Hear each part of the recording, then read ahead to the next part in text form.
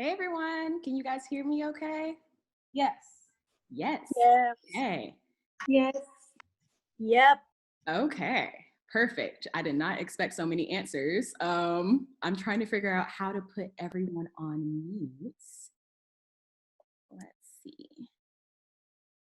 It looks like they started. Are they on mute? Okay. So, Yeah, so they can I think all of them are on mute. Okay. It may be a couple. Okay. So they can unmute themselves, right? That's how this Yeah. works. Okay. Gosh, now I know how all the professors feel. This is awesome. But I'm with you. I would be looking too. Okay, thank you. All right, thanks guys for letting me know that you could hear me. So we're gonna go ahead and get started. First of all, thank you guys so much for joining. My name's Adriana and I am with the lovely Dr. Gatson for the first 30 minutes of this informational session. And then for the last hour, we're gonna bring in some med students to do a panel, okay? So to get started, first of all, I didn't tell you this, but when I first posted it, people were so happy about the informational, but they were also so happy that it was you that was doing it. Like all the comments were like, Dr. Gatson, Dr. Gatson, Miss Kiva. So everybody, Dr. Gatson is such a great person.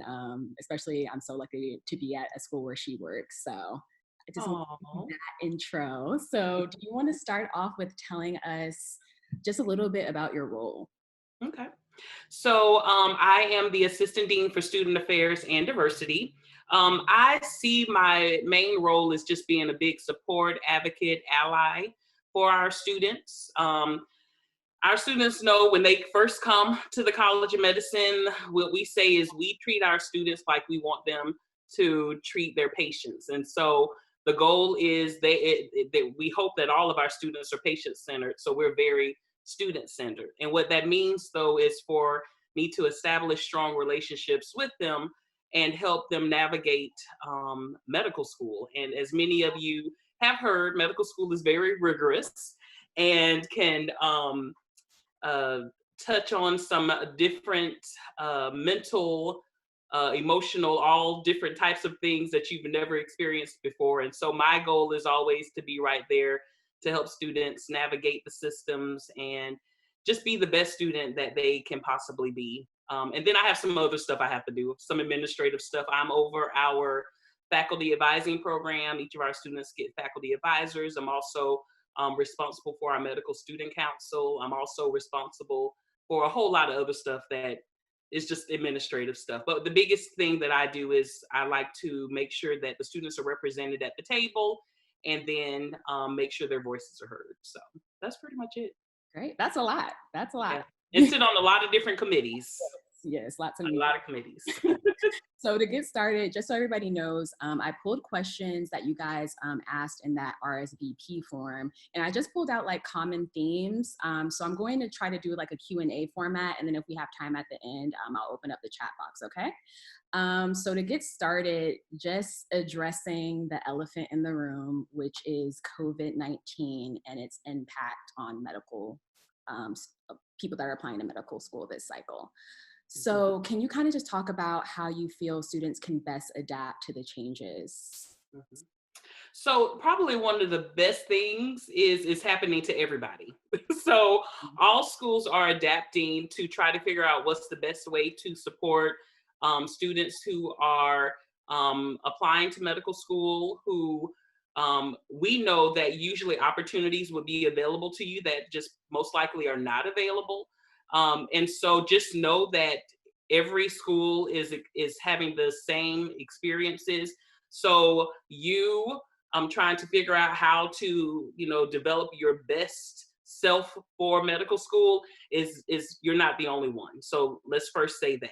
Second of all, the other thing to start thinking about is really, to me, this is assessing where you are right now and where you feel like you can continue to develop, and then looking at opportunities for when things get back to quote unquote normal or whatever you want to call it. You are taking advantage of what's available to you. And I say that I was teaching I am our, interdisciplinary medicine course for freshmen this year. And one of the things that I noticed was when we were telling the students that it's important to go ahead and get experiential learning experience, shadow experience. A lot of them were expecting us to tell them where to go to get these experiences. And we were saying to them, actually, there are a lot of resources on campus. This is an opportunity to get involved in student organizations that already have established relationships with community partners and stuff like that. The thing is, it's important that you take initiative to seek out those opportunities and not depend on other people to tell you or establish those opportunities for you. And so what that means is you're going to have to get out of your comfort zone and ask for help. So you can start at your career center. You can start with getting involved in student groups. Real fast, Adriana, what year are most of the students? So well, I don't really know what year they are. I think most are applying, so they're probably in their later portion. Okay. Okay, because I don't want to sit here and get into too much if they've already. Okay. Yeah, so okay. probably juniors, I would think. Okay, mostly juniors. Okay. Okay.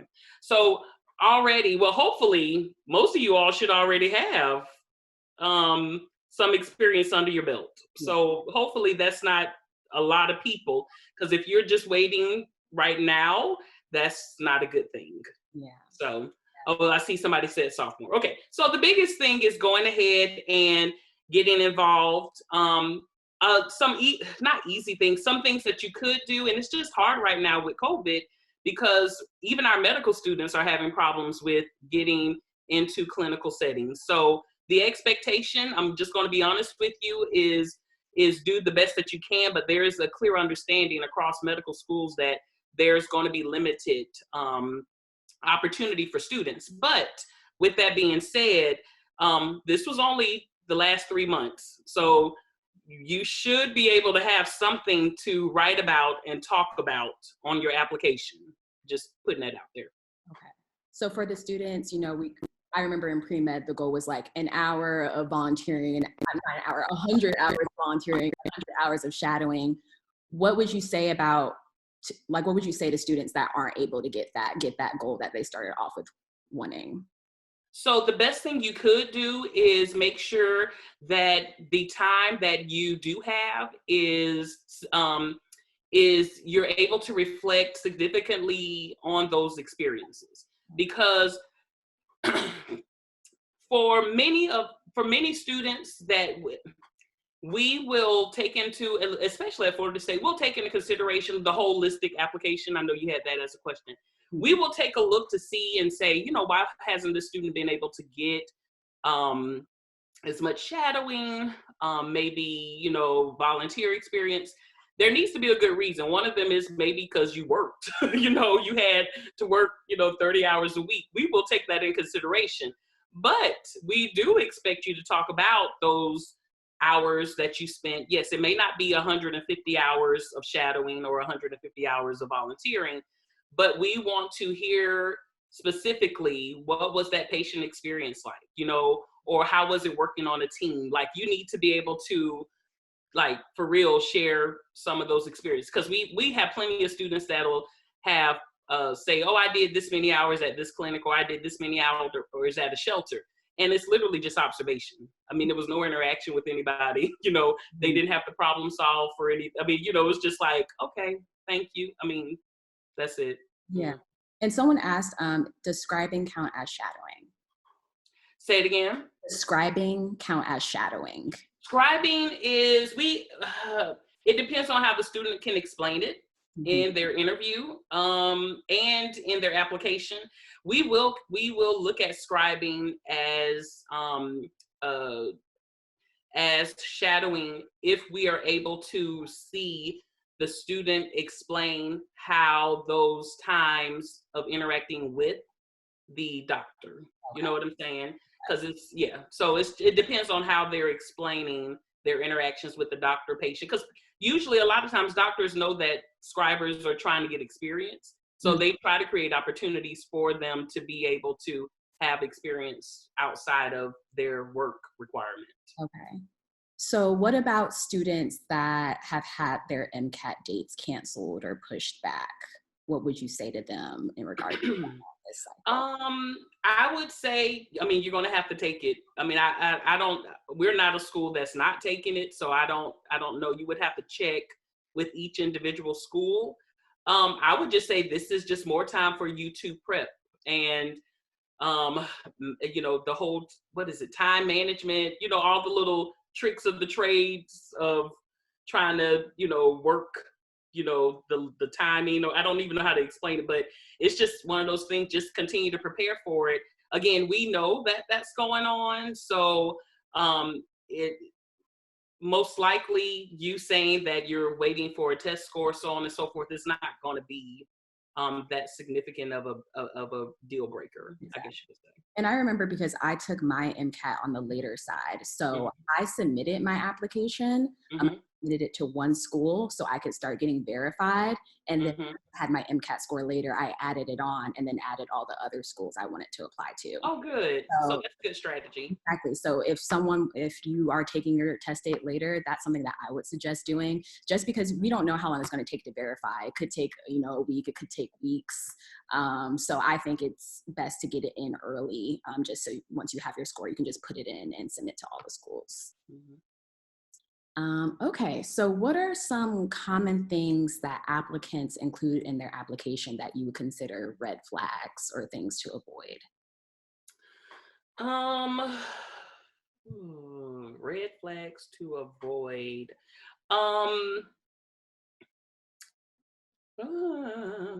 That's a hard one. Because usually I have the opposite, where students put stuff in their application and then you ask them about it and they can't tell you anything about it. So, let's say, you know what? Actually, I had a student.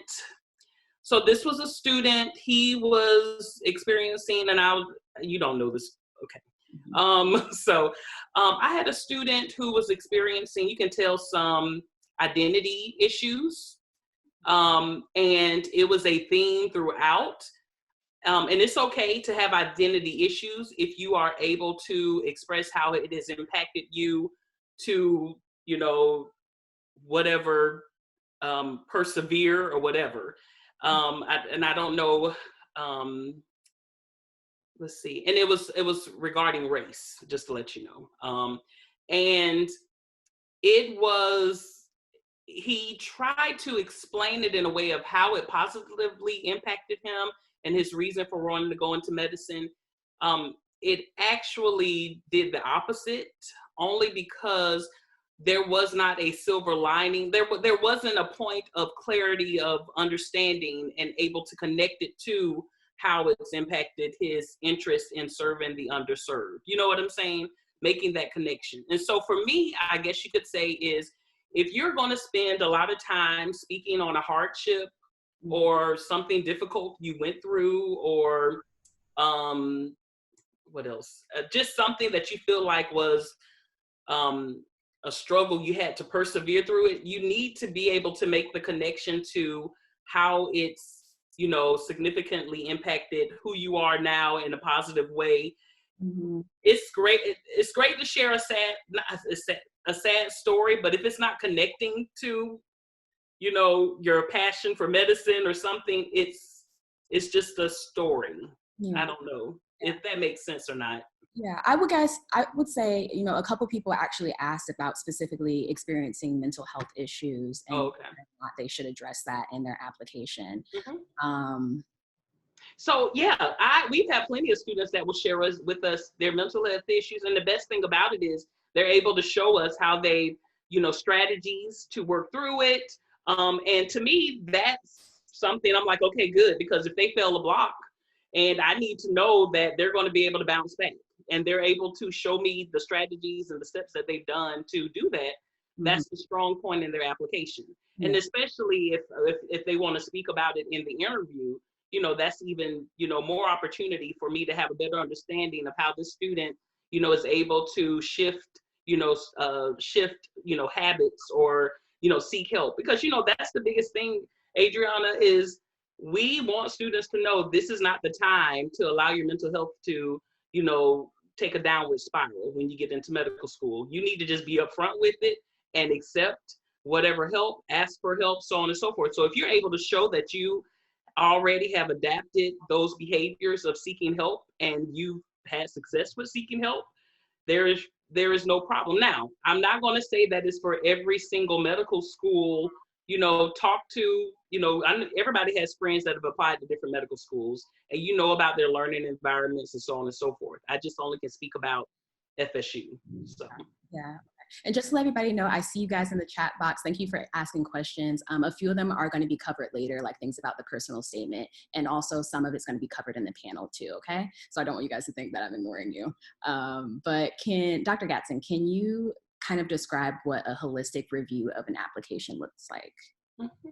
So holistic review of an application is really just understanding that, yes, your test scores and grades are important, but emphasis on other areas can help elevate your application to how do I want to say, to show how you could be a significant applicant and thinking about the class that a school usually wants to put together. So for us, we are all about, serving the underserved, going into urban and rural communities, working with geriatrics, so on and so forth. So because those things are important to us, getting experiences in those areas is important to us. Being able to see that reflected in your shadowing, in your volunteer work. Also seeing students that have been able to use their leadership skills in a particular way. Adriana, do they know about some of the things that you've done? Well, and if they don't, they'll hear about it later, but Adriana was able to reflect on some of her leadership experiences and her specific interests. And so the thing is if you're able to give us a little bit more insight into certain things that are unique to your own personal experience, those things that add to the holistic application process, because it's not just, again, the grades, the test scores, and yes, because this is the thing, we've had plenty of people that have checked off everything, every little box on the application and just look good. Oh my gosh. But then when you see, okay, yeah, they have done shadowing in derm, they've done anesthesiology, they've done OB, and then we're like, so they just did a little bit of everything. They don't know what they want to do, and it's just like, so did somebody tell you just go try? And the thing is, it's only 5 hours here, 5 hours there. We want to see people who really have substance and really are saying, okay, even if my test score isn't as good, let me show them, reflect in other areas how, why this is significant to me.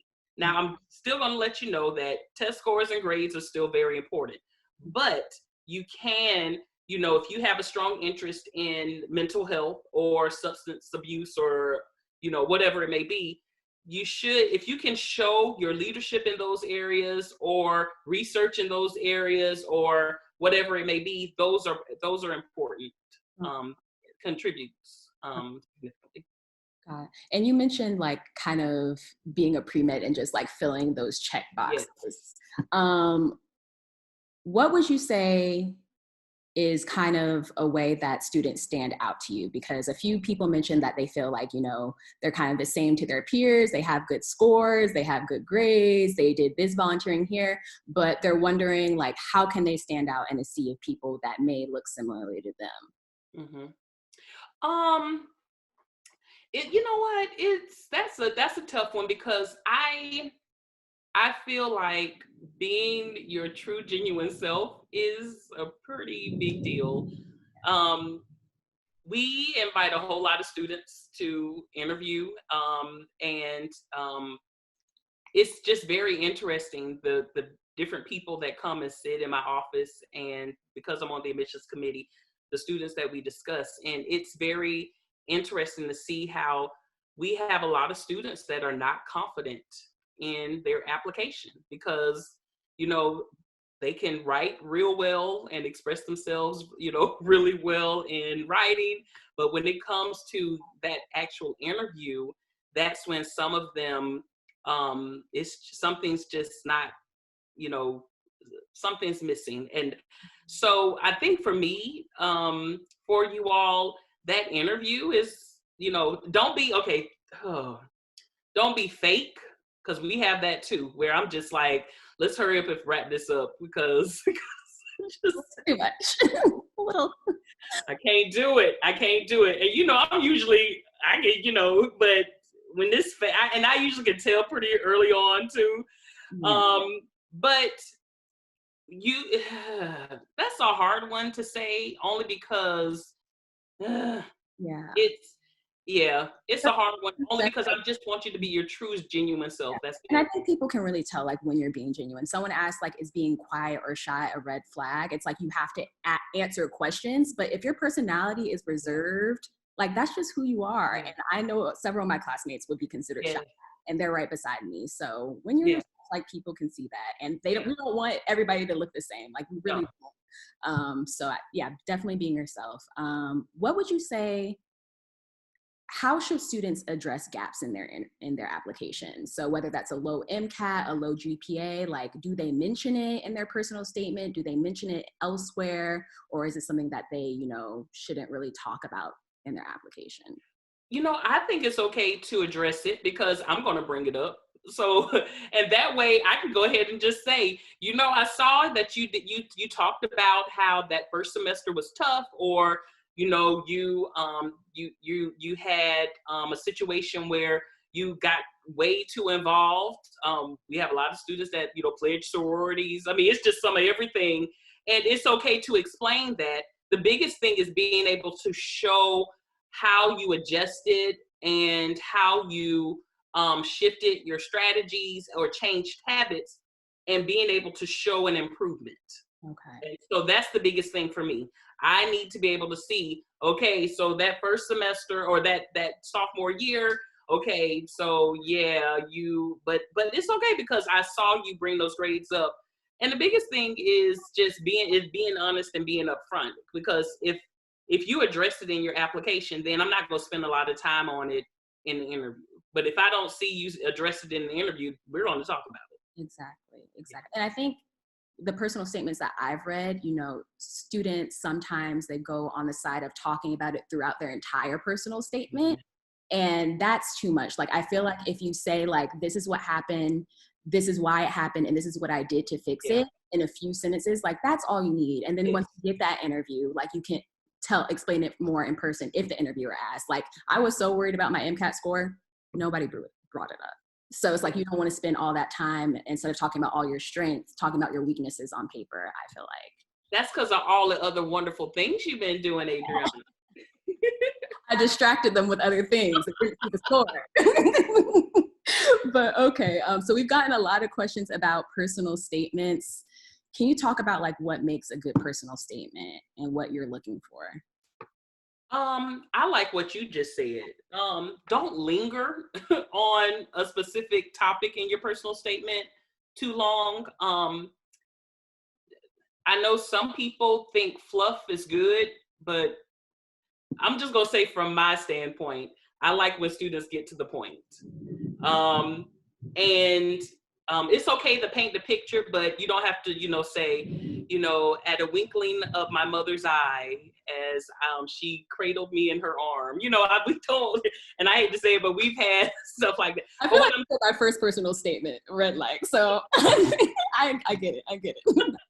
But it's okay to have a couple of points, and be sincere in the points that you want to make. And I would say the biggest thing is introduce things that that you would love to continue the conversation with when you go to the interview.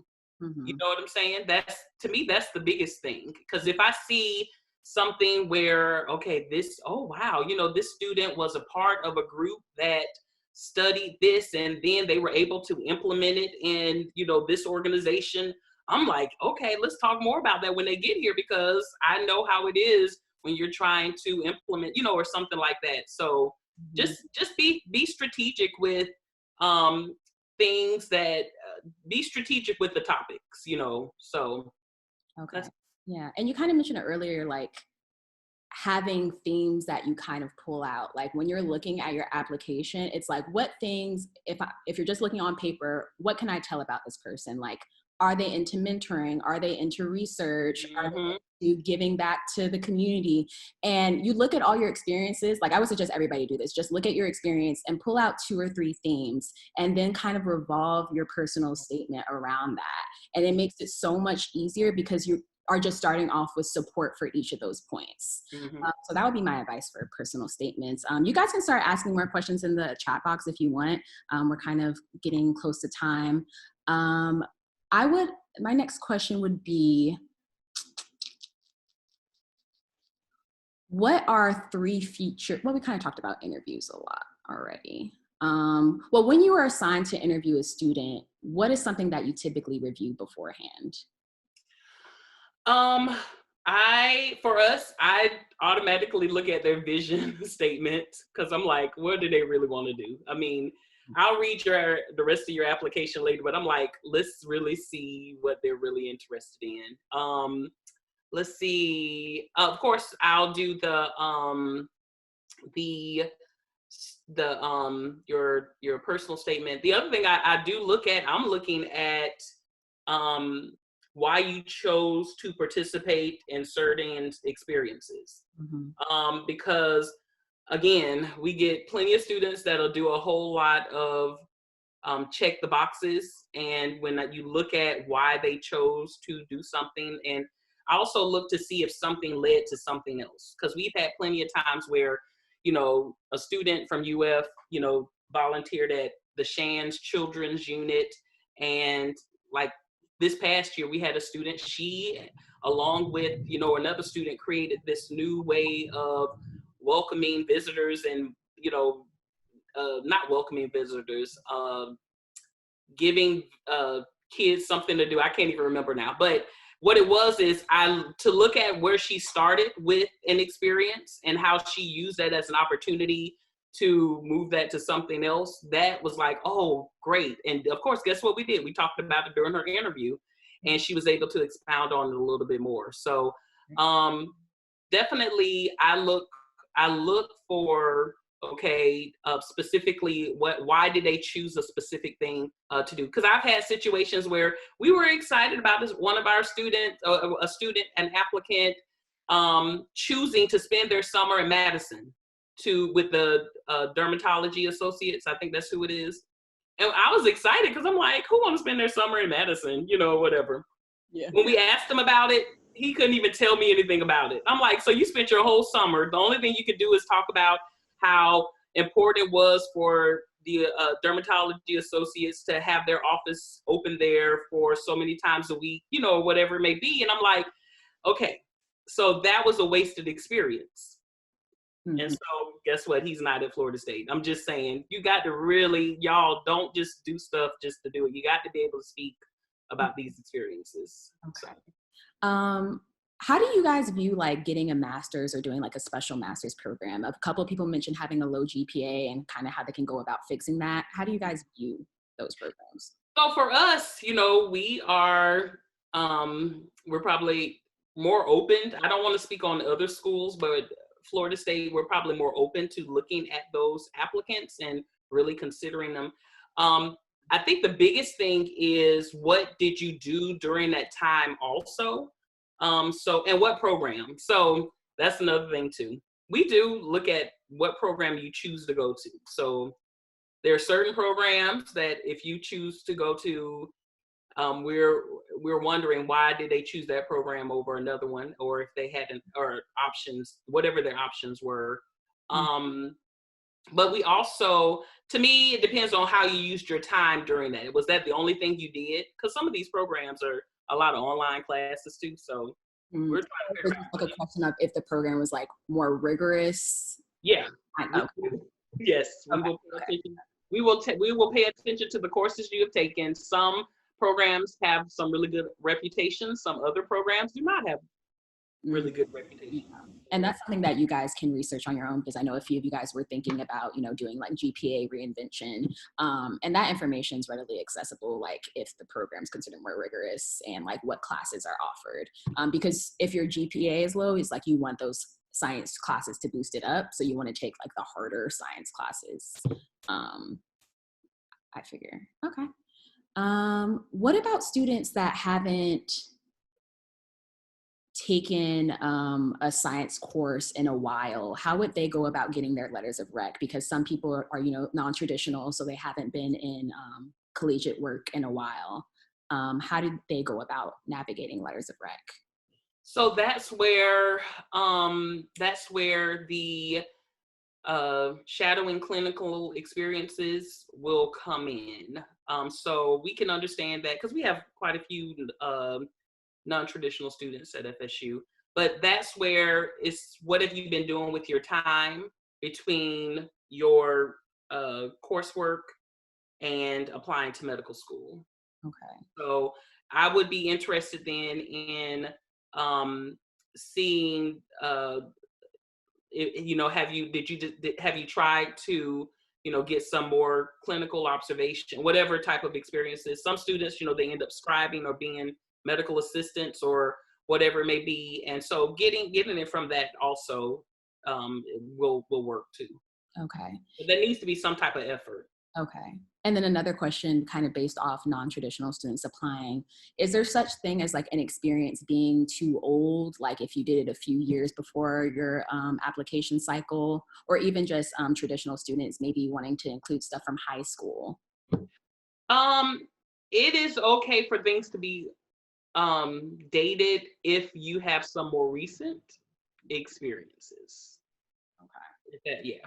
So I would suggest if the last time you did anything was, high school, or not even high school, or medically related high school, you're going to probably want to volunteer somewhere to get some experience to be able to speak on. Okay. And then last question for you, because we do have, a lot of minority students on the call. As the Assistant Dean of Student Affairs and Diversity, what is one final piece of advice that you would have for minority and disadvantaged applicants? Mm-hmm. So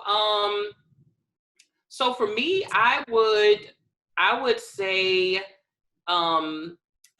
opportunities like this is very important, because I think sometimes the knowledge gap is what may cause, and then you'll hear from some of our other students in a minute too, because I think they'll be able to help answer this. But I think seeking support and help is probably the biggest thing. And the fact that you all found Adriana, and to me, this is just one of those things where I would say it is important that you seek, ask for help, and get out of the bubble, because you're limited to the bubble that you're in, if that makes sense. I'm trying to figure out the best way to say it, but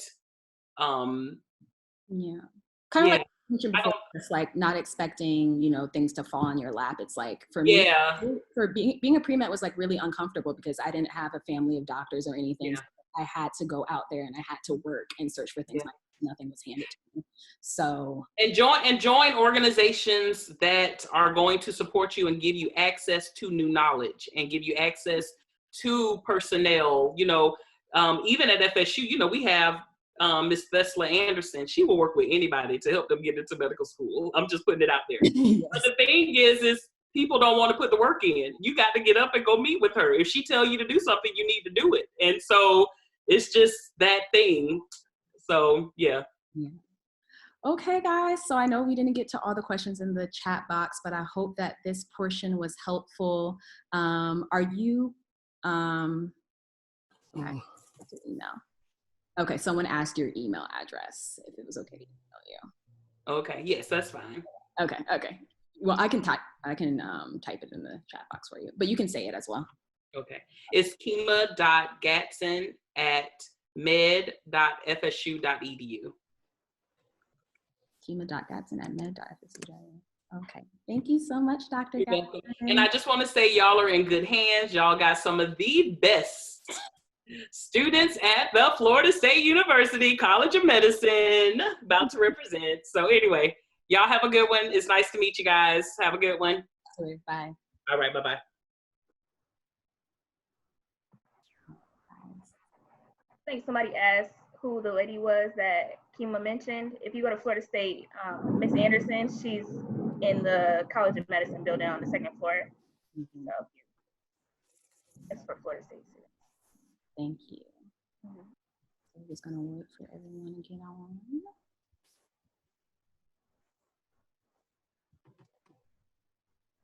I feel like I need to do a roll call or something to make sure everyone's on. Because I can't see everyone. Yeah, I can't see everybody. Okay, it's just okay. So we have names out. We're all spaced out. Okay, say present. Reuben, can you speak so you can move to the top? Yeah, no, I'm right here. Can y'all see me? I can see most of you. I don't know. I see everybody at the top now. Okay, Sabina's here. Okay. Is Maurice here? Yeah, he's right there. Oh, yeah. Okay, Tayina. Okay, we got Brooke. Is Brooke here? Hey, girl. She's here. Okay. And her cat's here too. Oh, so yeah, he couldn't help himself. He wanted to learn about medical stuff. So. And then Natalia. I'm here. Yeah. Okay. And I think is that it? Am I missing one? Yeah. I think that's it. Yeah. Okay. Hey guys. Hey. Hi. Hey. Hi. Thank you guys for coming. I appreciate it a lot. So do you guys want to start off with just saying your name, your year in med school, your med school if you want to share it, and then one word to describe your application cycle and why? Okay, I'm going to go ahead and go first since I see my picture first.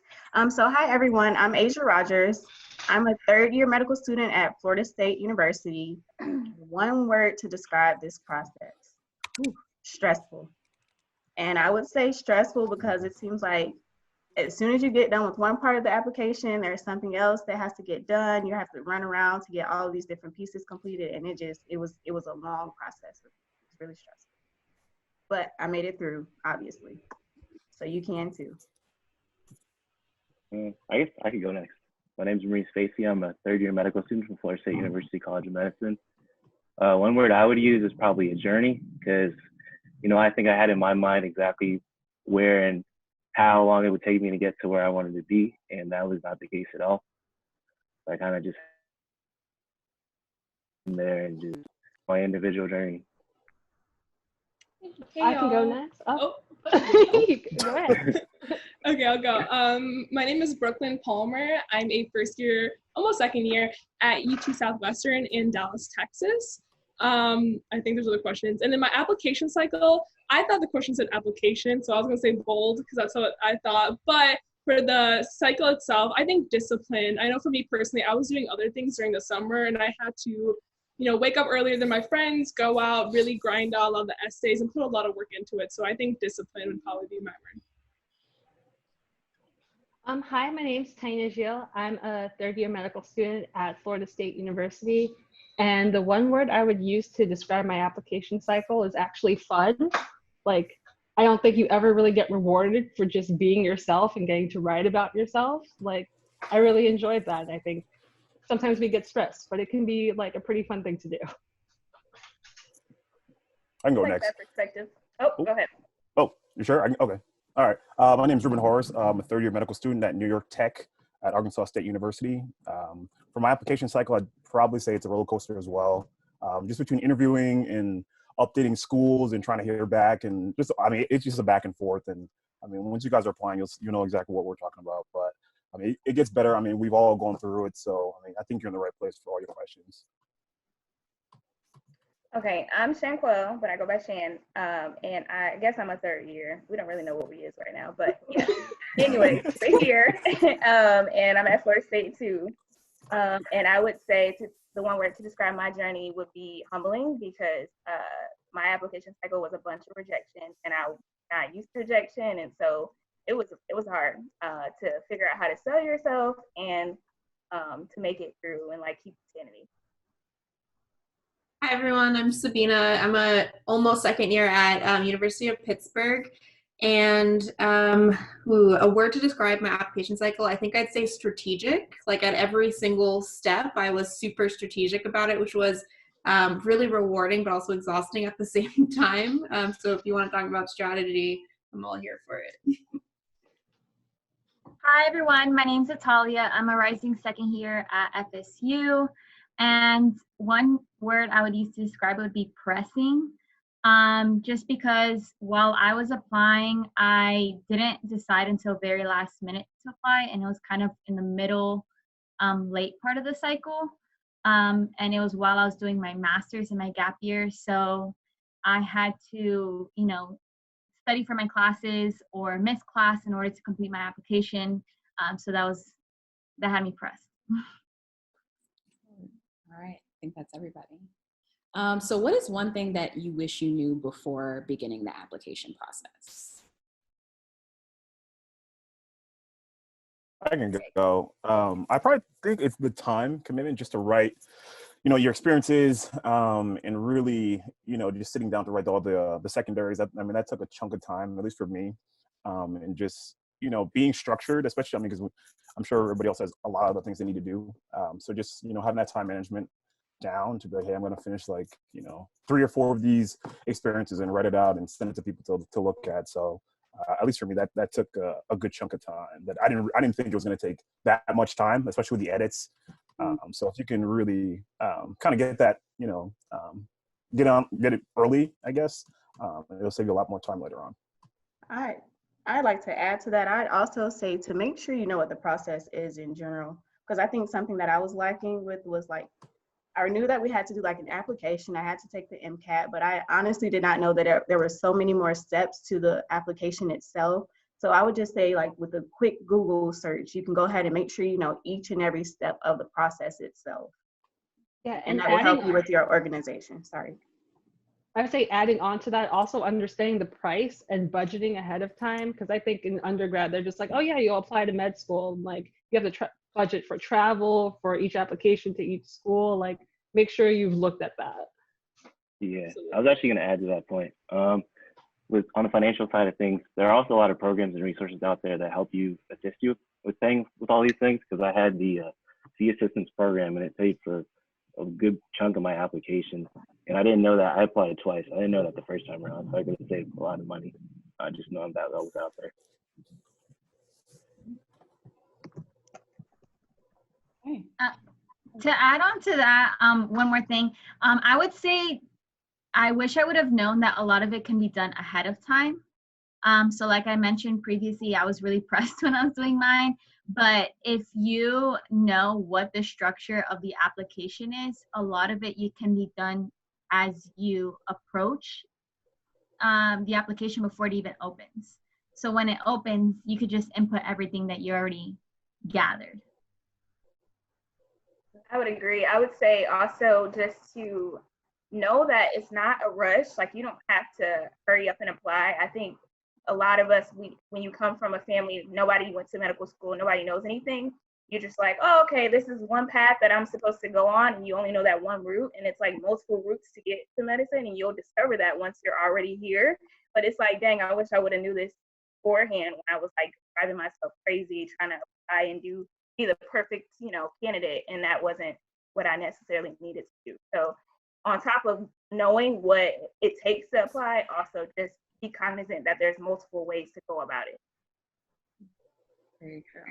So looking back on your application, what were some weaknesses that you had, and how did you go about addressing them within your app? MCAT. Anything else? How did you address it?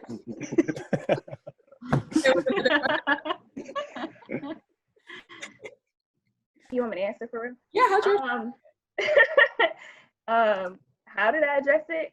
Honestly, I didn't even address it, to be honest. I got lucky, and the people that interviewed me didn't even ask. They were just they were enamored with everything else I had going on and just my story. So they didn't even care that my score was low. So I was grateful. So I don't have a real answer. I don't know if my MCAT score wasn't great, but I researched successful doctors, and I was just this is what it takes to be a doctor, and I have the score for it, so I don't care what score you think I need. I'm good.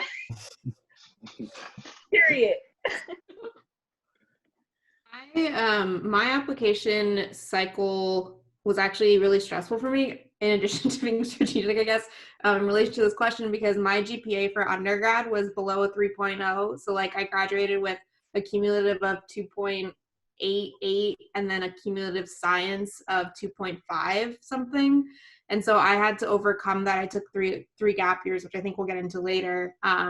And the way that I addressed it in my application was, one, through the programs that I did to make up for the GPA, but then in writing as well. I didn't talk about it that much in my personal statement, but in the like last paragraph, I briefly mentioned like I had some setbacks and I've overcome them and it's fine. Basically, like in 3 sentences, just to sort of leave a teaser there so that they'd give me, if they screen, they'd give me a secondary. And then in the secondary, when there was a what challenges have you faced option, I would go more into depth about the GPA issues that I had.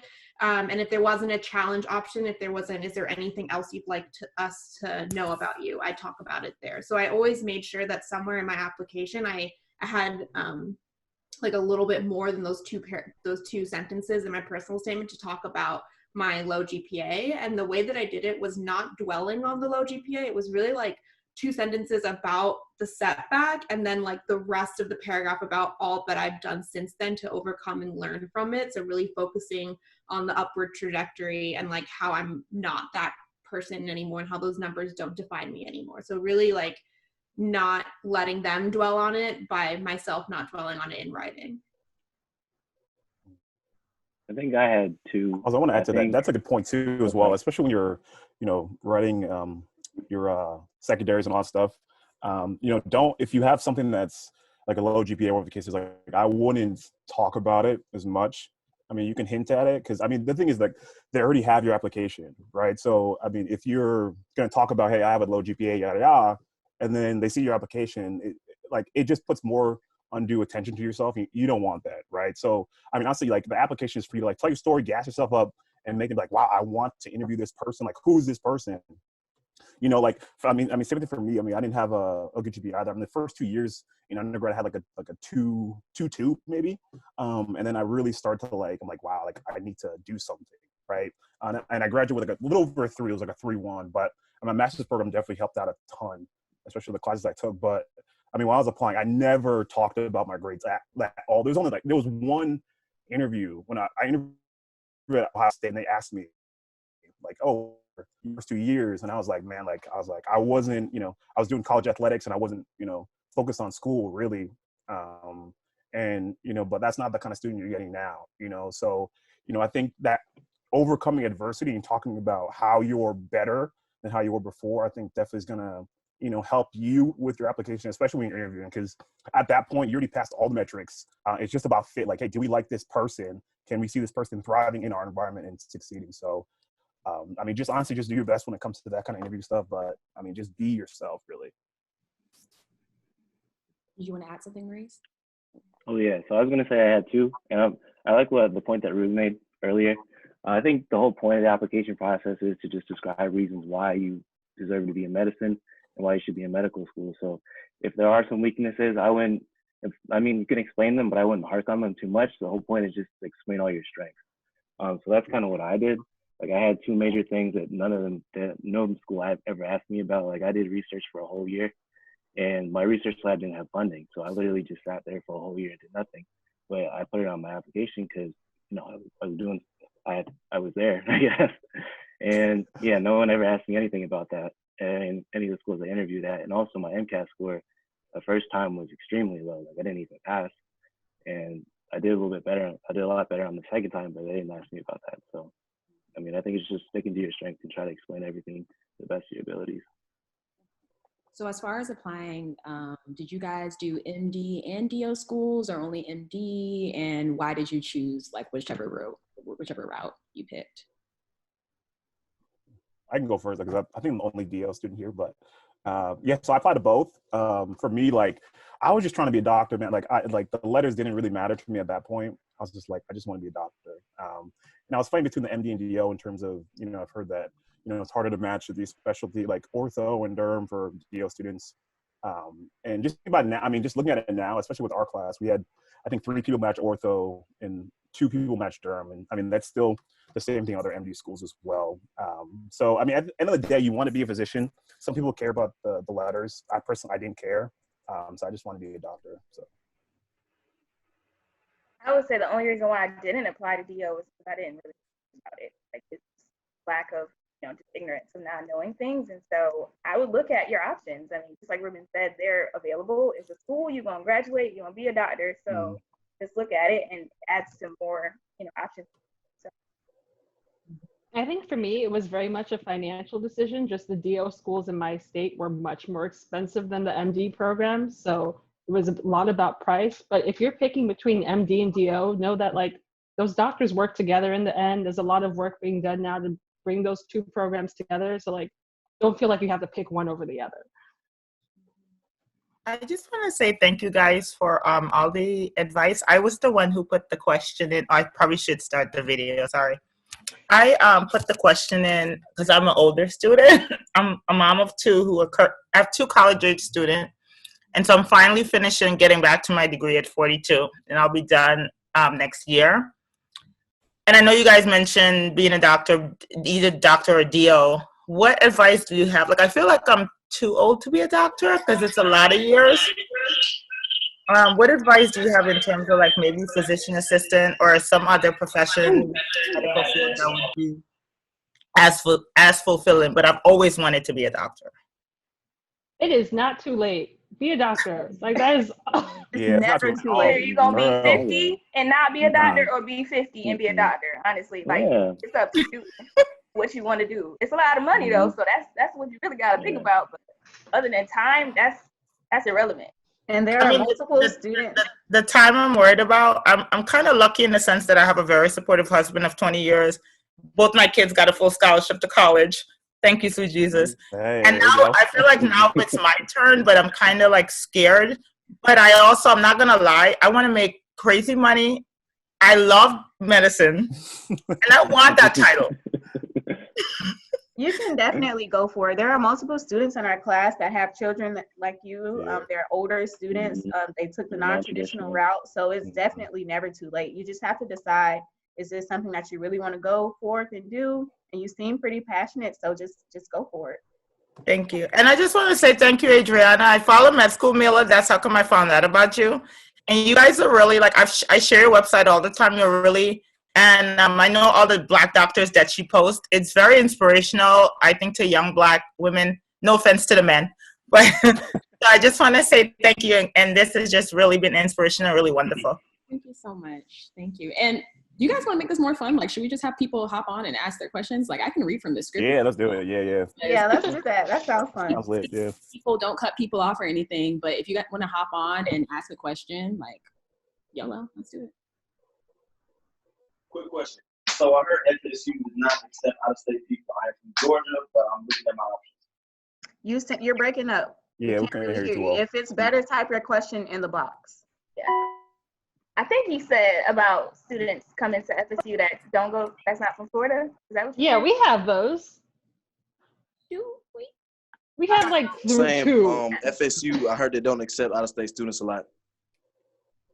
I would say every school is going to have a priority for where they're located and for the students that go to their school. But I'm not gonna lie about that. Like, that's kind of, you're groomed to go to that medical school, if anything.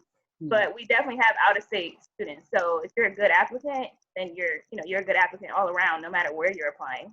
Yeah. I will say that FSU is one of the schools that does lean forward to having people that are in-state, because the whole mission of the school and why it was founded was to create Floridian doctors that are going to stay in Florida. So to kind of go towards that mission, most people that are accepted or extended an interview are from Florida, or they did their undergrad in Florida or something like that. They have some sort of tie to the state. And you can just look up, I'm pretty sure. Someone just dropped the link in the box. Thank you to whoever did that. You can actually click the link and it'll show you the percentages for the schools that accept out of state versus the schools that don't. Thank you. Thank you. Yeah, MSAR too. That's a good thing. Good one as well. Someone put up there. Yeah. Thank you. You're welcome. I got a question, and they said that I could read it out loud because it might be helpful to others, but they said, to me specifically, did you feel intimidated at all applying to more prestigious schools with your lower GPA, and do you have any advice on making a school list? So I actually get this question a lot, and I think regarding making your school list, base it off of like mission, as well as taking into consideration numbers, but a lot of people harp too much on the numbers, and like with my stats, I had a 509 GPA or MCAT and those lower GPAs. I did do a Master's of Science to boost my GPA. I got a 4.0 in that. And then I also did a Master's of Public Health, which was separate, but I also got a 4.0 in that. And so I had these numbers, but if I were to compare them to the numbers of the schools that I applied to, I wouldn't have been able to apply to any schools because no schools had undergrad GPAs ranked on like MSAR that were below a 3.0. And so how I based making my school list was really on mission. Like I'm really about LGBT health, reproductive health, and community service, as well as doing research in all of those fields. And so I looked into schools that prioritize those things, and that's how I threw together my list. I wouldn't say I was intimidated to apply to like more prestigious schools. Applying to med school is like a crapshoot, honestly. And so I really just shot my shot. And you know, I was always going to wonder like, what if? And so I thought, let me just apply to these schools, knowing that based on their GPA ranges on their website, they have accepted students with lower numbers in the past. And so maybe I can be one of those that squeezes in there as well. I hope that answers your question. I don't know if any of the panelists have anything else to add to that too. I think like kind of going off of what you said, like you shoot your shot. Like it's better that they reject you than you reject yourself from the beginning. Right. Okay, so there are some, I don't know if anyone else had that, but there are some really good questions in the box about reapplying. So if anyone else has anything to add to that, then we can move to that question. I think that's a really good question. They're asking, do anyone has any advice for people who are reapplying to medical school? I could speak to that because I reapplied. I think my biggest advice is just to kind of know what to do different the next time, just so you don't have to reapply again. For me, it was just the first time I applied with a really low GPA, so I was just like, okay, I really need to get that GPA up. Or sorry, with my MCAT score, so I need to get that MCAT score up. And also just knowing like what you did within that time span to make you a better applicant. Because I think the worst thing to go into is that you just send out the same application again with no new experiences on it and just kind of hope for a better result. So I just kind of spoke to the new experiences I did and all the things that I learned and grew from in that year. And then I just sent in that new MCAT score, and I think that really made a difference for me. Anyone else reapply? Okay. I had a friend who reapplied, and they were able to talk to the person who interviewed them at Florida State and say like, do you have any suggestions for me? So don't be afraid to reach out to the school if you are reapplying.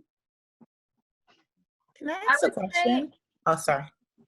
I know you guys are talking about reapplying, but like what does the process really look like, right? Like let's say I'm done with my bachelor's, should I get a master's, or like what does that, if anybody could talk about like what the process look like from start to finish really quickly. Azjaah. Yeah. Okay. So it's long. is essentially the same thing as when you applied the first time. So you still have to do everything on AMCAS that you did before, but a question of what you do in between that time, it kind of depends on whatever weakness you had. So for Maurice, his weakness was his MCAT. So he worked on that and he retook it. For someone else, it may be their GPA. So they may have to take classes at a local college, or they may want to enroll into a special master's program, and they can up their GPA that way. So it really depends on whatever weakness you have in your app. I know a few questions were about people that did a master's program for their gap year. I know a couple of us did that. Do you guys want to talk about that?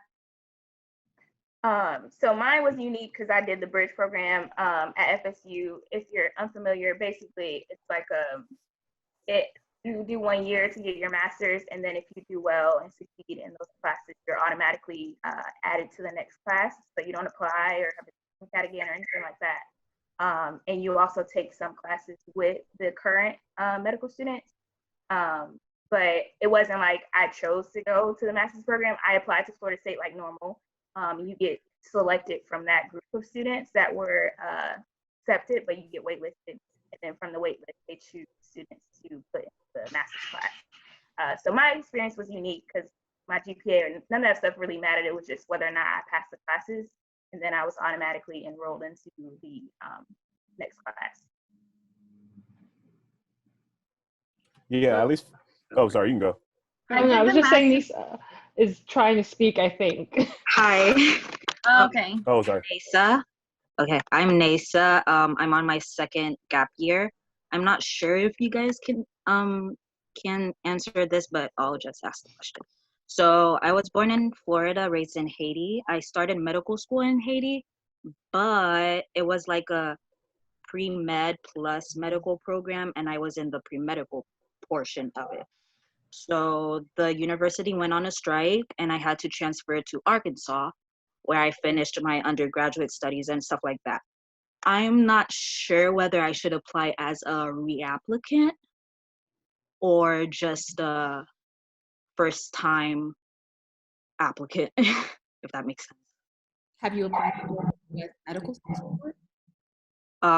In Haiti, but I was like in the pre-medical portion.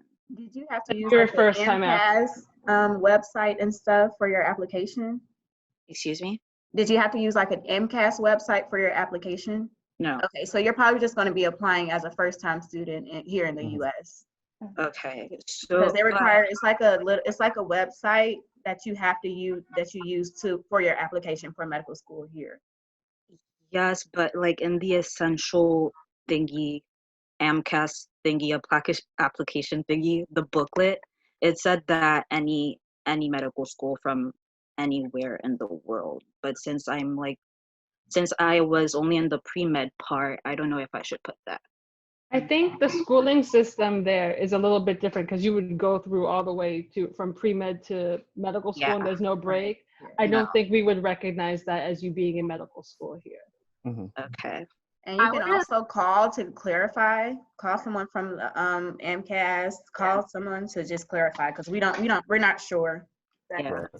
Okay, thank you. And Natalia, I think. So, ça se passait, Manuela? Manuel?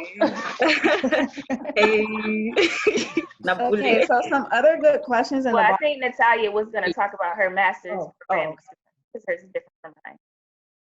Oh, I was just gonna say I did the master's at USF, and I don't remember what the question was, but I decided to do that because I graduated with a lower undergraduate GPA, and kind of like Sabina, I was able to achieve a 4.0 in my master's program.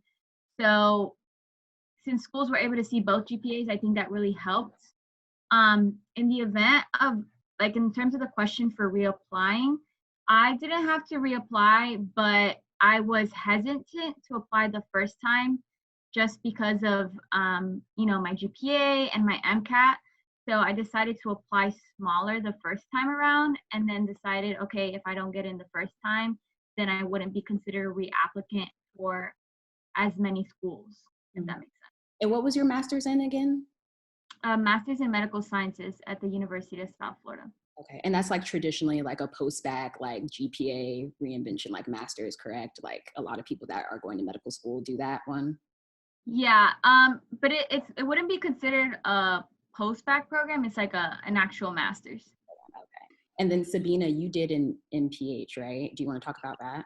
Yeah, so I did a Master's of Science in Biology and also a Master's of Public Health. Somebody asked if the Master's of Public Health would apply to increasing your GPA, and it does not. So if you're looking to boost your undergraduate GPA numbers, specifically your science, then you're going to have to do a post-bac, a master's, or a special master's program for that. The Master's of Public Health does not. And I can say that with confidence because I asked many deans while I was in the Master's of Public Health program just to see how it would affect my numbers, and they all said no, but because I had the Master's of Science, it was okay. My numbers were that number was looked at.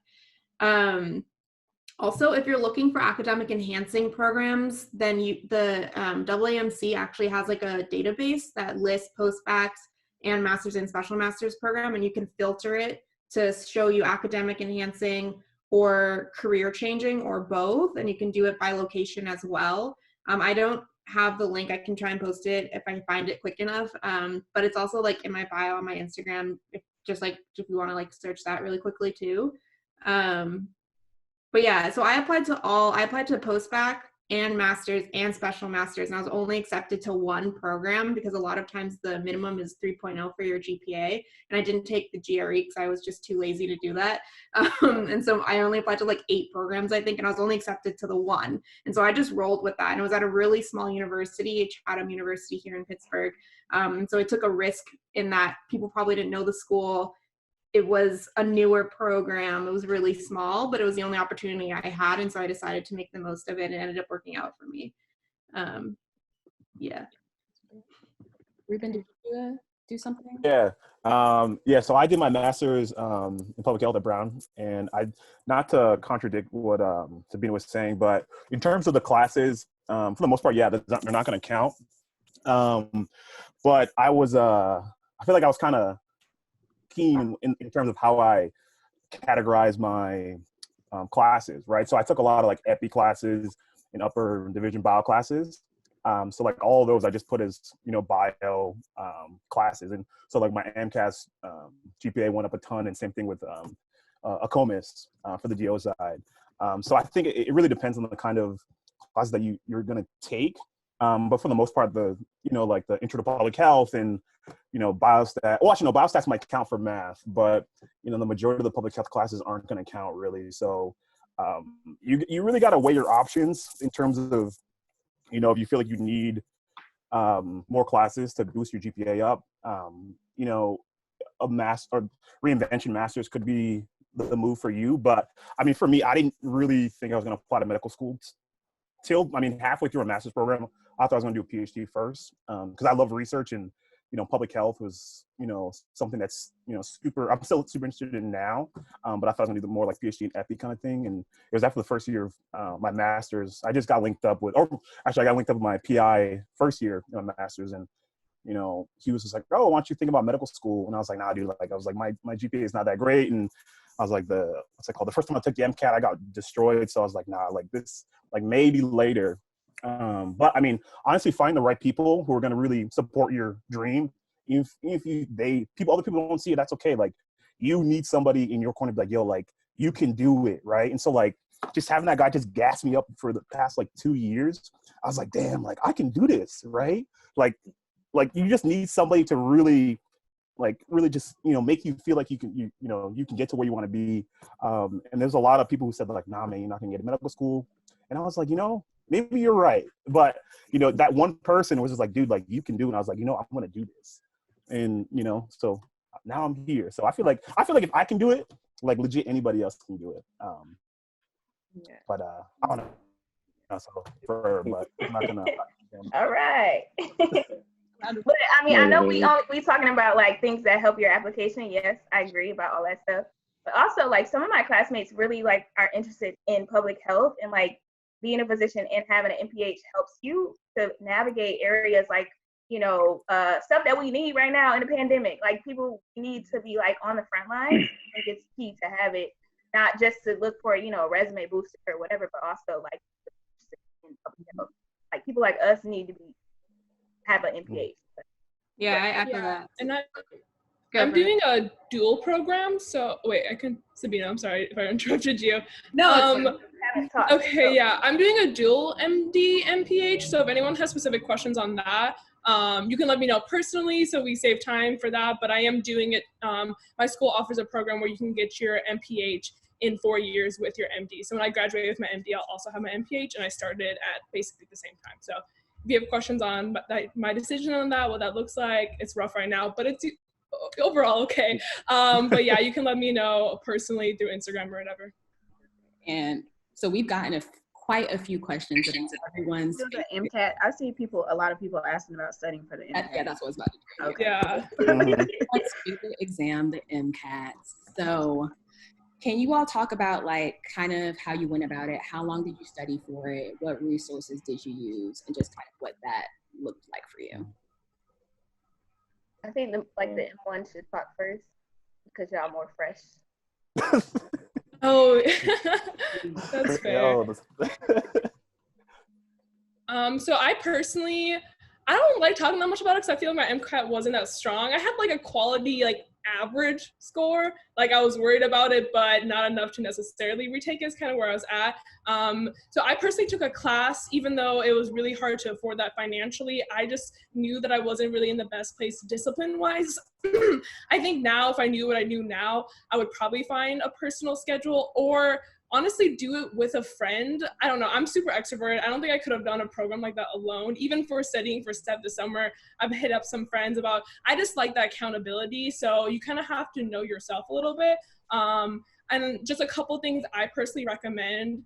Do cars like every day. Cars is one of those things that you cannot cram. And I personally am a naturally slow reader.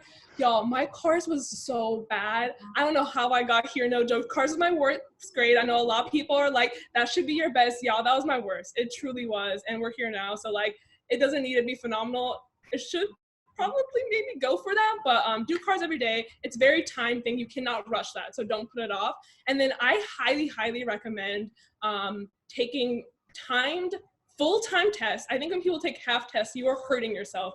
Like a part of the MCAT is that stamina, is having that momentum. And so if you don't practice that skill, you're hurting yourself. So I really recommend time tests in different locations at the time of day it will start. Don't start your test at noon. That's not when it's gonna start. Like I really think people underestimate the importance of how much people can physically and mentally adapt to certain like sleep routines. Get on that sleep routine that you plan to have for the MCAT, like at least a month before, and really take the test the same time. I feel like that's not talked about a lot, and I think it goes a long way. So I know for me, when I sat at that testing center in like a city like 3 hours away, it felt like I had been there before because I took a lot of full-length tests and I took a lot of them at different times. So yeah, so I personally, my score wasn't the best, so I don't want to talk too much on how I studied, but I think those couple things are really beneficial. Girl, I wish I knew you when I was taking MCAT. Oh yeah. None of that stuff I did or knew about. I'm gonna ask a quick question. Sorry to interrupt. Okay. So I noticed there's like a lot of people when they take the test for the first time, they scored lower than they wanted. And so I was nervous about submitting my application without my test score because I do realize a lot of people did not what they wanted the first time. What's your advice on that? So you already took MCAT? No, I'm taking it like after, later on, and then I'll have to submit my application before. That's what you did, right, Adriana? I was gonna say that's what I did too. Okay. So Yeah, I can speak on that. I did my application first and then took the test later and had to submit it later. You've already submitted the application, so I would say just go ahead and go for it because you never know. Like you may end up in the bridge program if your score is not where you want to be, or you can end up like me. I actually got into the class, so I would say just go ahead with the process if you've already started it. Yeah, I would say like make sure you really like prepare for it. Like when you are getting ready to take this test, make sure like, okay, I've done all that I can do to take it, because yeah, you can take it multiple times, but nobody wants to take it multiple times. And yeah, you can probably get into school on the first shot with a, okay score, but you really want to make it where it's not that hard, like where you can, okay, I know for sure I'm going to get in somewhere. So I would say a lot of us just go and take the damn test and then we're not ready for it and we're just rushing the process. And so if you have the time, take that time, especially with COVID and everything happening. I think this is the time that you have to spend more time and make sure that you're actually prepared to take it and then do well that first time. Yeah. Maurice, you're going, I'm sorry. Yeah. Oh, no, you're fine. I would just say kind of follow the data. Like, I didn't do that the first time. I think I took one practice test before I took my real MCAT the first time around, and I did not do very well. And I left kind of feeling like that. I didn't feel like I did the best, but I mean, the second time I took it, I honestly didn't feel that much better. And I scored like a ridiculously amount higher. But like, had I just not applied and sent my application out, because I didn't have my MCAT score until like 3 months into the application cycle, I would have never like applied at all with that score. But I think just going for it, just trusting yourself, trusting the process, and like the worst thing that can happen is you have to take it again. So I would just go for it. And the thing is, like, if you decide to submit your application before getting your MCAT, you're only applying to one school. So I kind of picked like a throwaway school that I didn't really care about if I got accepted to or not. And then if my MCAT wasn't where I wanted, I would have just not applied to the rest of the schools. So that's saving you time, that's saving you money, that's saving you stress. So you can kind of go on that route if you're concerned about your MCAT score. And kind of like what Maurice said, like, you take practice exams for a reason. Like, you can't expect your test score to go up 20 points when you were scoring lower for all your practice tests. So for me, I knew that I wasn't where I wanted to be at, and that's the score that I got on the real thing. So you have to be realistic with yourself and how you're performing, and consider that as well. I think one last tip to add is, like, when you're studying for the MCAT, don't fall into the content trap. So a lot of people will spend all of their time looking at the books and really reviewing all of the like nitty-gritty paragraphs and details, and not really spend any time timing or doing practice tests or practice questions and banks and stuff like that. And that is so important. Like, the strategy of the exam and learning how it thinks and how it expects you to think is just as important as the content. And so making sure to build that time in, however works best for you, whether that's like spending all of the last month or a month and a half on just that, just make sure that that is something that you are making sure to incorporate in your schedule, because a lot of times we'll come up like 2 weeks before the exam and they haven't looked at any questions, which really is not, I mean, it depends on what kind of test taker you are, but ultimately it's a standardized exam and you have to learn how they think in order to beat them. And someone asked a really good question. Is there a way we can overcome the fear of taking the MCAT? It's kind of annoying when people put their fears on you about this exam.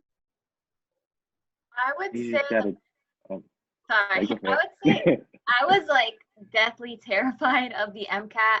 I postponed it several times, and I just remember my best friend being like, you know, you need to take the exam at one point because you postponed it so many times. And I think the more I learned about the structure of the exam and like what the content was and how I was going to approach it, the more confidence I had. And then when it started getting closer, it's not that I wasn't less scared, but I knew more about it and kind of felt more prepared. So that's how I overcame my fear. But the fear is still there, you know, on test day, you're still anxious, you know, but if you're not anxious, then something's wrong. Yeah, I just want to normalize it. Like, we were all scared. My hands were shaking a few weeks before, like I couldn't sleep. So it's normal. You're going to be scared. You just have to make sure you set that date and prepare as best as you can. Like, you can't get over the fear. Like, I was nervous. I was scared. I didn't know what was going to happen, but I just knew I had to go ahead and take it because I wanted to get to the next step of my career, this step of my career. So you're going to be scared. There's no doubt. No way. It's not the first test. It ain't gonna be the last one. So it's like you have to get used to it. Like, we're all fearful right now. We have to take step one. So it's like it's not gonna go away. So you just have to push through. You don't have a choice if you want to. That's it. I think the best thing for me was just practicing. And the more practice tests I did, I think I just gained more confidence as I went along. So I think I did like 8 practice tests in total. And by the last one, I walked into my test and it just felt like a practice to me. Like, I didn't even realize it was in my test. So I think that could be a difference maker if you are nervous about it. Can I ask a question really fast? Am I on? Yeah, go for it. Yeah. Oh, am I on? I don't know. Yeah. Okay. I wanted to know, like, what do you guys advise, like, the day before the exam? I feel like any small exam during the, you know, like in university settings, I get nervous anyways, but this is like a huge exam. So I'm scared that I'm not going to sleep at all the night before. So what do you guys suggest to do the day before the exam to calm your nerves? I wouldn't suggest this. Well, I mean, it didn't do anything, but I honestly had to take Benadryl the night before because I couldn't sleep. And it helped me sleep because my nerves were just so bad. So I had to take some Benadryl, and then it actually ended up knocking me out for that night, honestly. No, thank you. Like, seriously, it's kind of scary. No, and I don't know. I want you to know that we all go through it. Like, we all still going through it. It's good to know because it's like, you know, everyone in my group, because I'm in a postdoc program, I already finished, and everyone's like, oh, this is easy. I'm like, where? Don't believe it. They lying. People like to lie because like it helps you to not, like, if you pretend like you got it together and make other people feel like they don't have it together, then it's like a false sense of strength but it's not real. It's not real. Oh, They wow. I capping. never thought Don't about believe that. it. Don't believe the hype. It's not real. Mm-mm. Okay. Thank you. I don't know if someone else may have had a better wind down routine than me. I'm not sure. I just like exercise, like tuckered myself out to make sure I would pass out by the Yeah, end of no, that true day. though. That's it right there. I have a question. Carolyn had a Carolyn question. had one first. Hold on. So now that you guys are all in medical school and you're studying an insane amount every day and like in and out, what are ways that you use to maintain your stamina throughout the day to study and just kind of push through and kind of maintain your mental health as well? I would say friends. Oh, go ahead. Okay.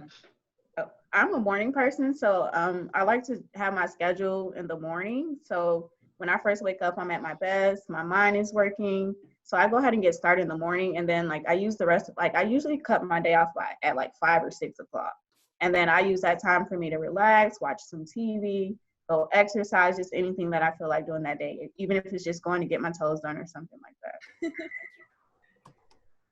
For me, like I usually need like the accountability, like Brooklyn mentioned it, like having a friend is really helpful. So like my routine through med school was like wake up 7 a.m. My friend and I go to a cafe, we study till like noon, and then we go home, take a nap, and then come back out at 2. And then we're like finished by 6, go work out, and then the rest of the night is ours. And like it also kind of makes studying like your hangout time. So you're kind of looking forward to it rather than just thinking of like, oh, I have to study again. Like that's your social hour too. And it's fun to discuss things with people. And I think you learn a little better that way as well. And I think really don't underestimate the power of like working out and eating right, like for well-being. I think an issue with society is like, oh, you eat well if you want to have a like bikini body, like, oh, you work out if you want to have abs. Like, no, those things play a huge role in natural endorphins and just like your energy. I know for me, I didn't prioritize working out first semester. I started getting into it and it just completely change my mental health, like nothing to do with my physical health. And so just really break that mold of like, I should be doing this only if I want to like look a certain appearance. It has so much to do with how you feel.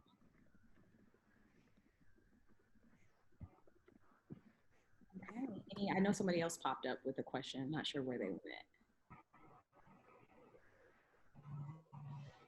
Oh, she's coming back. Hi, I'm Samaria. I go to the University of Central Florida.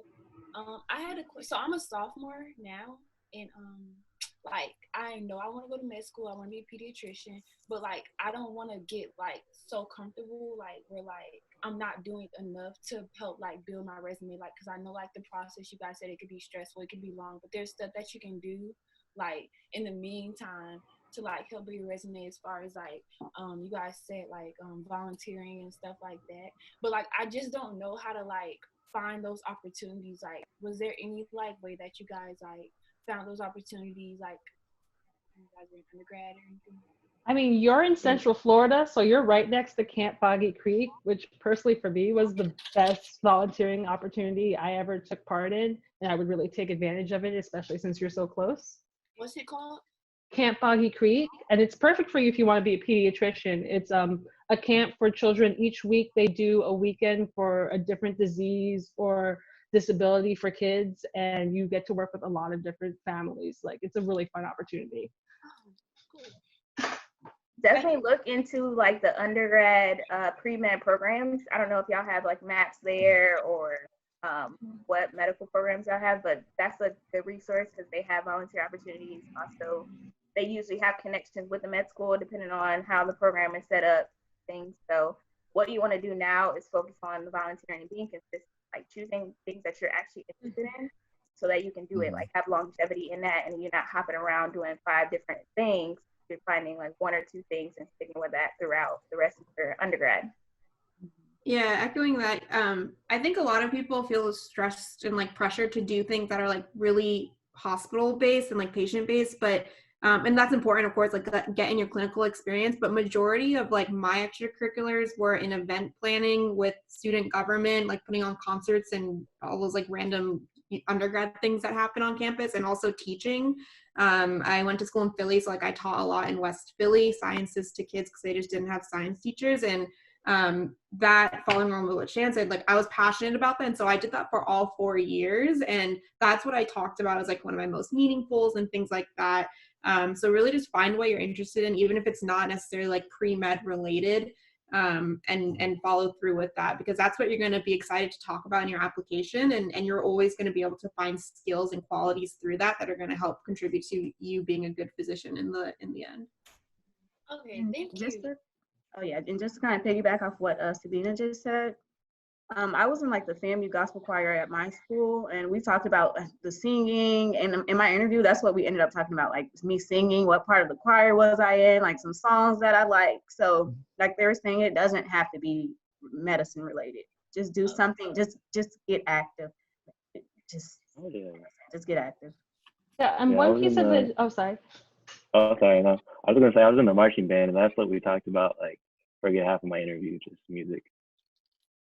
Yeah, like some advice that I was given in undergrad that like really stuck with me is that during your pre-med years, you're not trying to become a doctor. You're trying to become like a decent person at this point. So like follow your interests so that the people who interview you, like these are people who are going to be your colleagues. They want to talk to you like an interesting person. So don't feel pressure to try to fit the mold of a med student. Just do what interests you. I think that was like my like worries. Like, what if I'm like the stuff that I'm doing? Like, what if it's not like medicine? Like, you know, like what a doctor should be doing. You know what I'm saying? No, there's so many kinds of doctors. So. Yeah, exactly. Also, We're that's people another. first, so you want to be yourself. Being a doctor, that comes afterwards. So focus on what you enjoy. And you can sell anything, girl. If you want to go to med school, you're going to sell it. So it's whatever.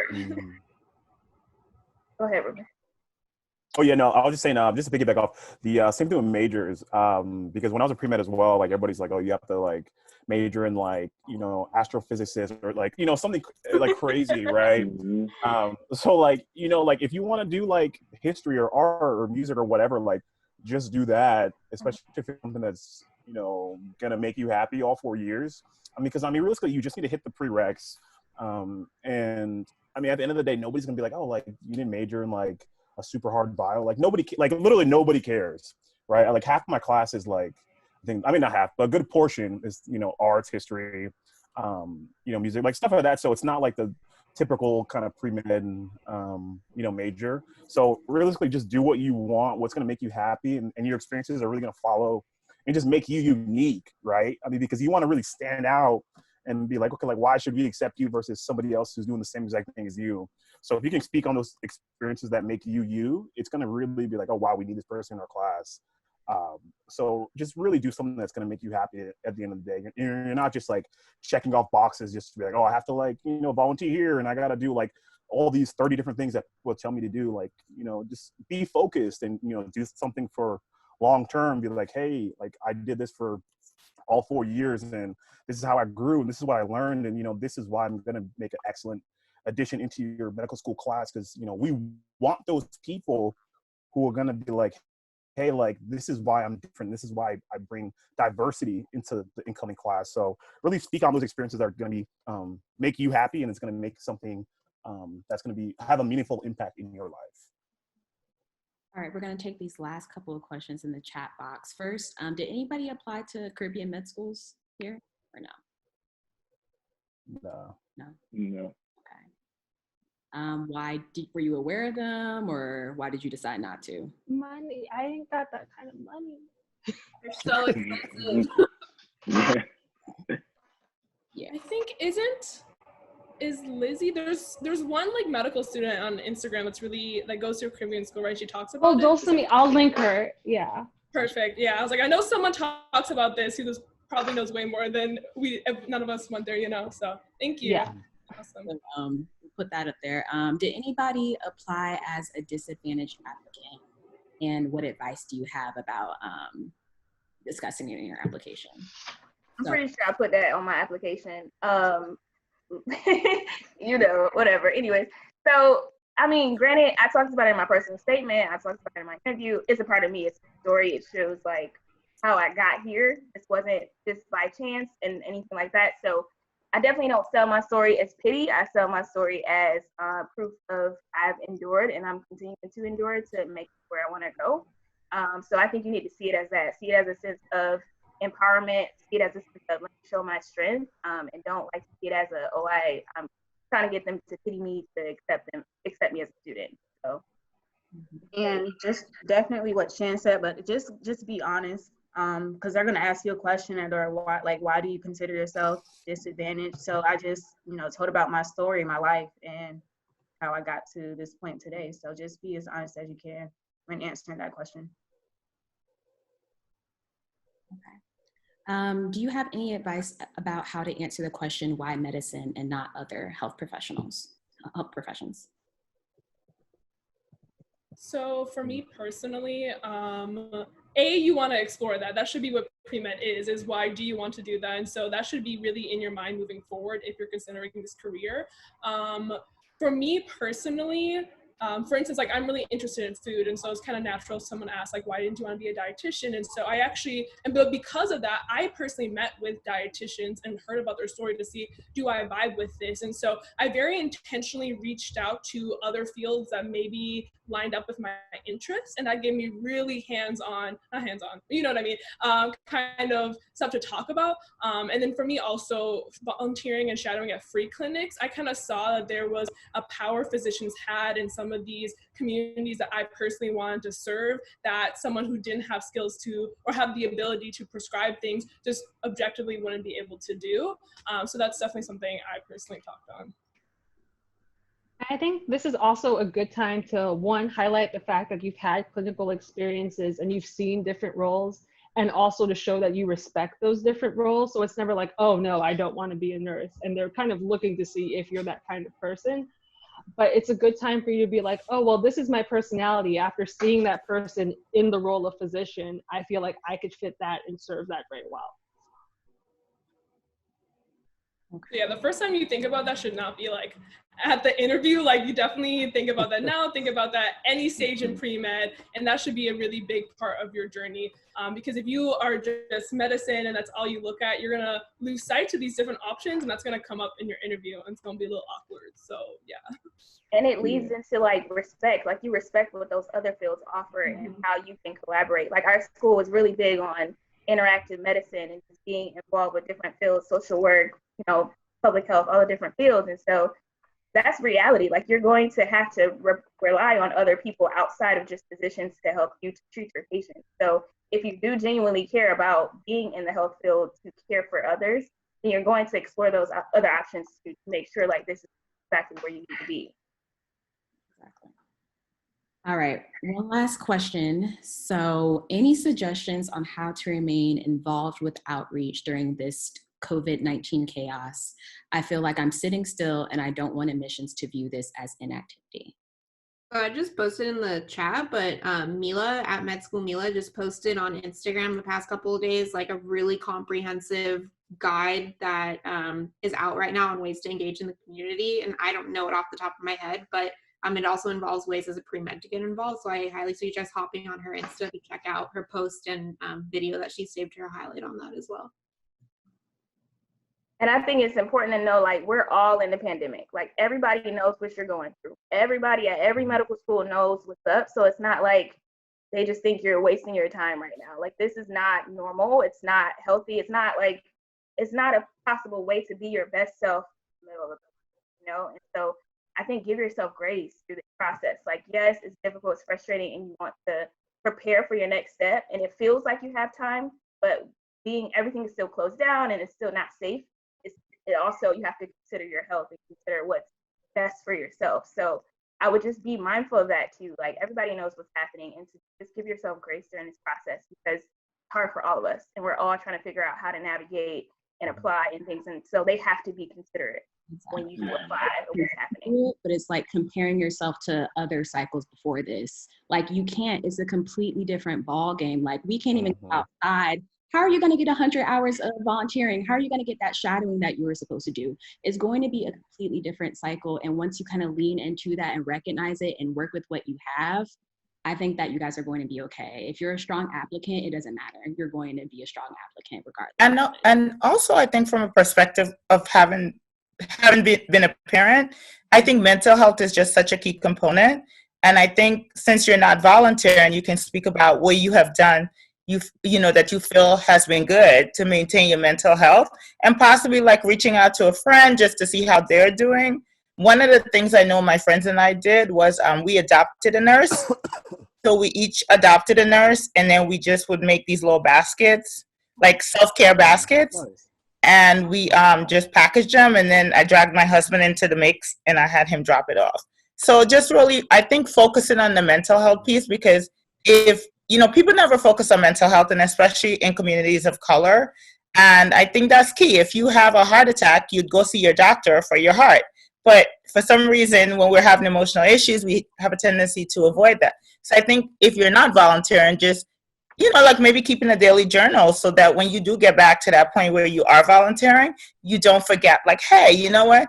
Today, what may seem as in-productivity, you just sitting around relaxing, maybe your body deserves that relaxation because you've been working so hard. That's a good Last thing, That's a great I one. don't know if this is on the list, but y'all, if you have time right now, like learn a language. Like if I had the time right now, that shows that you're disciplined, you're working on a skill, but that also shows that you're prioritizing communicating with people from other communities and cultures. And honestly, like I started picking up Spanish later in my college career, and I think that came up in almost all my interviews. And again, this wasn't me just like picking up a fun hobby, but it was like I acknowledged that there's a lot of Spanish speakers in Texas, and I wanted to have some kind of baseline communication. So if it's not on the list, I would put that on the list. It probably is, but that can go a long way, and that's something you can do sitting on your couch. So I really recommend that. I don't know if this counts as taking advantage of a situation, but COVID-19 kind of threw you all into a clinical scenario. And I feel like you could probably write about that experience a little bit, how you've been keeping safe, what you've been seeing on the news, your understanding of public health. Like, you might be able to turn it into an opportunity. Can I ask a question about the DO application? There's like an application part where it talks about like how the COVID has affected you. How do you prevent from sounding like cliche? Because I feel like we're all going through the same situation, but I don't know how to answer that part of the DO application. Does that make sense? So you have to talk about COVID in your application? Is that what you're saying? Yeah, so like one of, you know how they have like personal statement? There's one that talks about how has the COVID-19 affected your life. And I felt like, you know, I was a full-time student, and I'm thankful enough, you know, I worked before, and I have like family to support me where I can just focus on my MCAT, because I was supposed to take it in April, so this is like crazy. Mm-hmm. And I feel like I didn't have like a hardship, but like I've had like mental health, some of the health issues that I can't see my doctor because, you know, they're only taking emergency cases. And so that affected me. So I don't know if I should bring that up, but I feel like that's kind of too personal to talk about on a COVID, I don't know, on an application. Mm-hmm. So what do you guys suggest to do that? I know you have to be transparent through your application, so. Well, share what's comfortable for you, but also just know that your story is valid. I mean, regardless, it's not about comparison. So you're not comparing yourself to people who've lost to COVID. You're just comparing yourself to, like, you know, and so focus on what you've experienced. Share that. I mean, share obviously what makes you, you know, as comfortable as possible, but share your, you know, your struggles because they are valid. It's not about being compared to other people. Okay. Yeah, and everyone has their own way of experiencing something, even if they're all experiencing the same thing. Like, you are allowed to write about exactly what happened to you.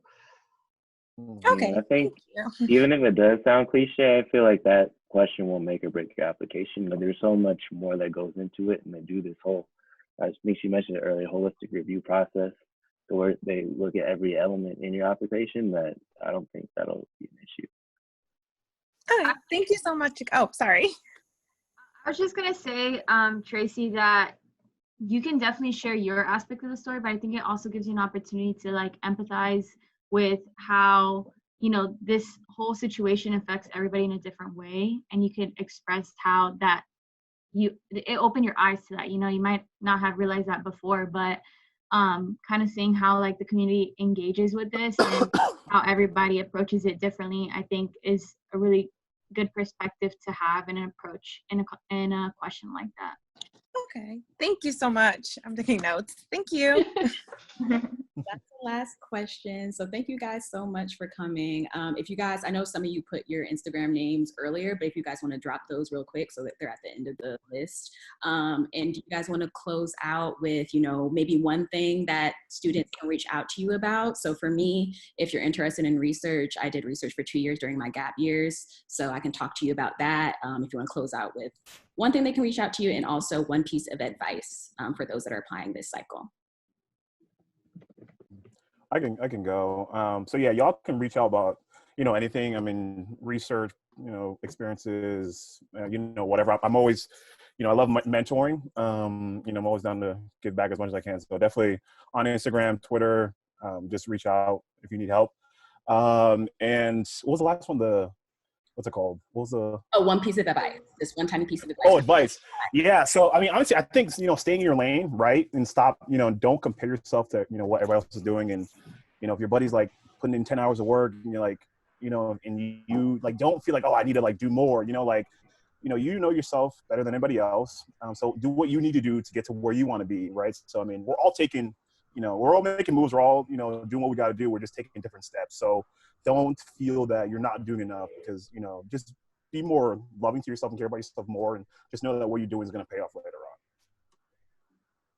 on. I'll go ahead and go. I honestly don't think that I have anything specific that you can ask me about. If you just have any questions, because we've all been through the process. So I'm not sure if I have anything specific, but one piece of advice I do have is to make sure you get a mentor.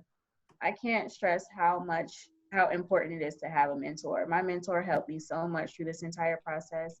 You're definitely going to want someone who's been in the position that you're trying to get to be able to help you out. So yeah, and for me, Azjaah. Oh, same as Azjaah. I don't have anything specific. My Instagram is not medically focused or anything like that. It's my Instagram. But I will say my piece of advice would definitely be to not compare yourself. And I know it's hard. Like that's how we were created through this whole process, is to be in competition. But the reality is, like, that will eat away at you and affect you, and it'll hinder your ability to befriend people and get close to the community with others. So that's my thing that I harp on always. And don't be afraid to ask questions. Nobody is tired of answering questions, and if they are, then go find somebody else to ask them. Like, ask questions. That's what we're here for, to help each other make it to the next. Yeah, I can so go. for me, I put my, You can go. You can go. Okay, I'll just go just to make a decision.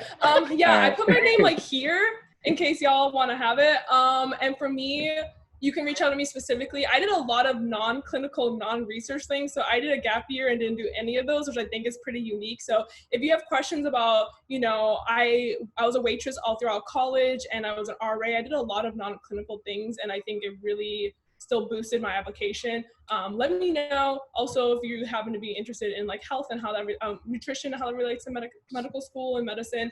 And then my piece of advice is to understand that someone can be very smart and very credible, but that does not mean their advice is going to work for you. You have to listen to your gut. Everyone's different. I've had some amazing people who I completely admire give me advice that didn't sit well with me, and I didn't take it. You don't be disrespectful. Don't be like, no, thank you. But just understand that the more advice you can get, the better. But at the end of the day, make sure you're taking the advice that sit well with you and your specific application, because everyone's different. I can go. So my Instagram isn't really medically relevant either. It's just at M3Facey. I could talk to you probably more so about how to relate experiences that don't relate to medicine, because that's mainly what I did in my application. So I think I was in music for like 2 years, and I was in like 4 different ensembles, and somehow I relayed that all into medicine. I can talk to you guys about that. I did a bunch of working experience as well. The next 2 years at like retail, and somehow found a way to tie that into medicine. So if you have questions about how to do that, I can probably help you out there. One piece of advice would be just really establish a strong social support system. and try to keep that throughout your entire process. Because for me, like early on, like I had some highs, I had some lows, but that social support system helped me get through all of that. And I think just keeping that going forward will help you in pre-med, help you in medical school, and help you in residency going forward. So I think just stay in contact with your loved ones and everyone in your life.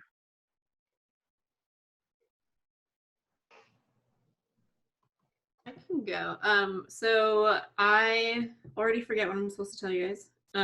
But you can do one piece of advice, and then the master's okay. program. If you guys have questions about masters, she's done multiple, so you can help. Yeah, master's, low GPA strategy. I people just reach out to me and ask me any questions. I love to mentor people. Advice: if you / when you hit setbacks, don't be afraid to reach out for help. Like if you're at an undergrad institution, a lot of schools have like learning resource centers, and people, there's like a weird stigma around them, and I certainly faced that when I was struggling in undergrad, but when I went there I realized how helpful it was. So reach out to like professors, your TAs, friends who are doing well in school, and don't be afraid to ask for help, because a lot of times we think we have to go through this on our own, but you don't. And when you reach out to that help and get that outside viewpoint and external resources, that really helps sort of hone your ability to learn how you best learn. And echoing what everybody else said, like lean on support and just do you and you'll be okay. I can go. You guys can contact me about anything regarding medical school. Like my Instagram is basically med school and environmentalism. You could talk to me about, I applied early decision. I also was a sociology major. So if you're nervous about your major not being the traditional mode, like feel free to talk to me about that. And my advice would be, don't be the person who tells yourself no. You'll face enough rejection from medical school. You don't need it from yourself. And don't feel like there's any one type of medical student. There are so many types of people out there. Just be yourself and they'll be fine. I can go next. So I would say definitely work hard and have faith. I think we tend to think that people are perfect and you have to be a perfect applicant and that's the only way you're going to get into medical school. But the majority of medical students, we've had our failures and we've had to pick ourselves up and keep going. And it doesn't stop, once you're in medical school, you will continue to have those same situations and you just keep pushing and pushing. And I'm sure when you become a doctor, you'll face the same things. So that's what I would advise, just to keep pushing and keep going and keep yourself motivated. And in terms of, you guys could always reach out to me. I put my Instagram.